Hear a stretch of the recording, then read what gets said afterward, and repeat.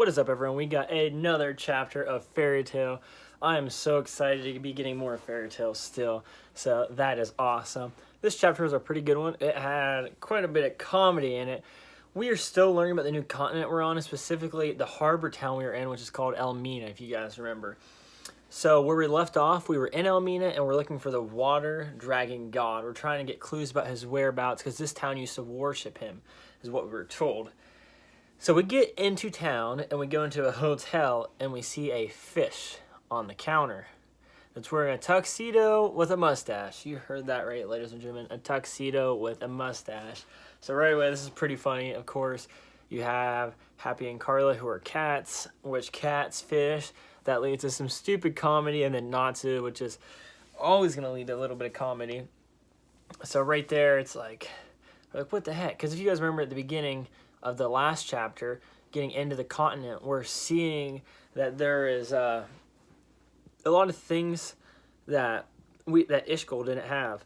We didn't have these crazy creatures. They're really stressing that the new continent is going to have a lot of things that our heroes have not seen to this point, which is cool because I like to expand on the world. I really like the vibe and feel of Fairy Tail, how it's kind of medieval, but at the same time it's got like this happy, like bright twist. That's one thing I've always liked about Fairy Tail, its art style and even its color for like the anime and the artwork. I just really love the style of that. It always gives me a little bit of an upbeat vibe compared to some series, to where the style and artwork make me take the series a little bit too seriously, which there's nothing wrong with that, but a lot of times when I read manga series, I want to have some enjoyment in that and some feel-good moments, and Fairy Tail does a great job for me in that case. Anyway, back to the story. So it turns out the fish is a man. The fish turns into a man, and our gang is very confused, and he's your typical, he kind of looks like a butler. And it's just kind of really goofy. I like it, though.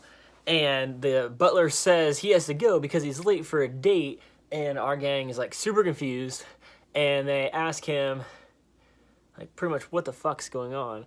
And then he lets us know that he's mostly a fish. That's what he leaves us with, and he's got to go on a date. And before he goes on a date, he wants to tell everyone, oh, go ahead and go to the rooms, do what you want. Make sure you drink the complimentary drink that's in the room. So that's like, okay, that's kind of weird.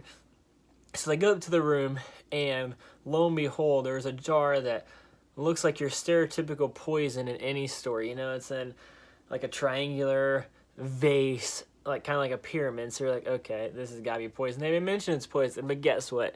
They drink it. Of course they drink it, because they give no shits. So they drink it, and the concierge, the guy at the front, the fish man, he did let it be known that Elmina is not like most places. So right away, you know, something crazy is going to happen. In the beginning of the last chapter, like I said, it's kind of being stressed that the new continent's going to be a lot different, to expect things we haven't seen before. So in the middle of the night, we see Gray wake up, and he's floating in the water. And it turns out that because they drink the potion, they won't drown, that they can now swim, and the Elmina is in the middle of the ocean. It's an underwater town, and when there's a high tide, it gets completely submerged in water. So that is really, really awesome, really weird. I love elements like that. I just feel like we're going to get some super cool things, and I'm hoping a lot of elemental things. Obviously, magic is elemental, and I like that.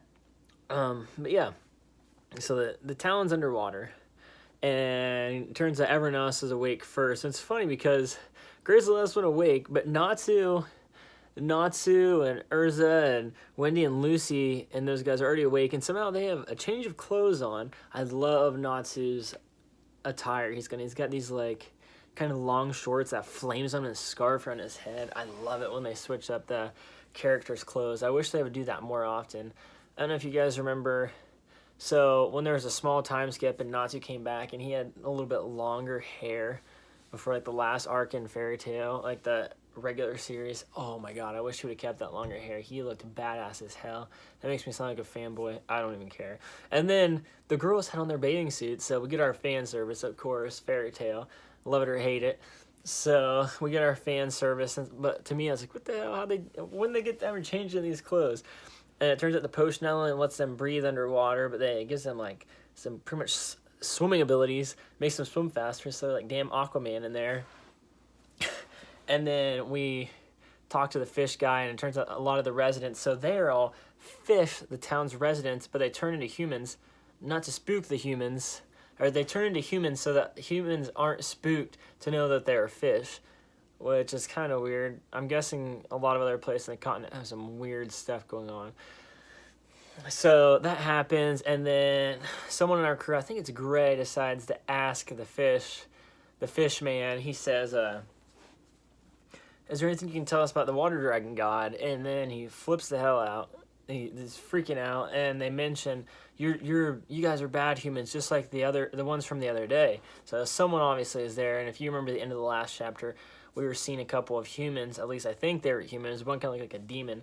So I'm guessing they have some kind of trouble. They're also looking for the water dragon god. Of course, there's going to be some conflict in a shown story. So something's going to happen, and then they get the hell out of there because all the fish are trying to attack them. Luckily, they have this super speed, so they're out swimming sharks and stuff. I don't even know. It's really cool, though.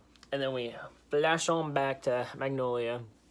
See what the guild's going. If you remember, Gagio and those guys are doing some undercover detective work on Taka. Well, it turns out she is she uses water magic. And Juvie and her are kind of getting, because Juvie uses water magic also, and Taka's kind of a bitch.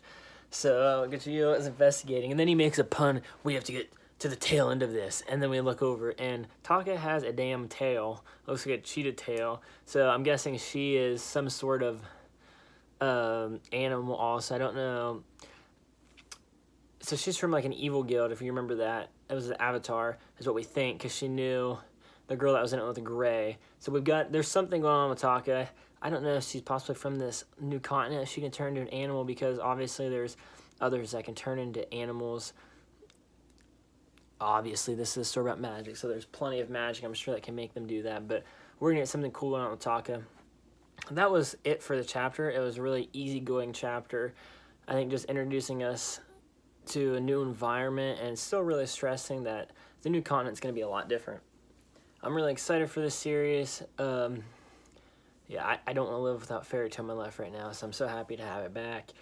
Thanks for watching this video. See you guys soon.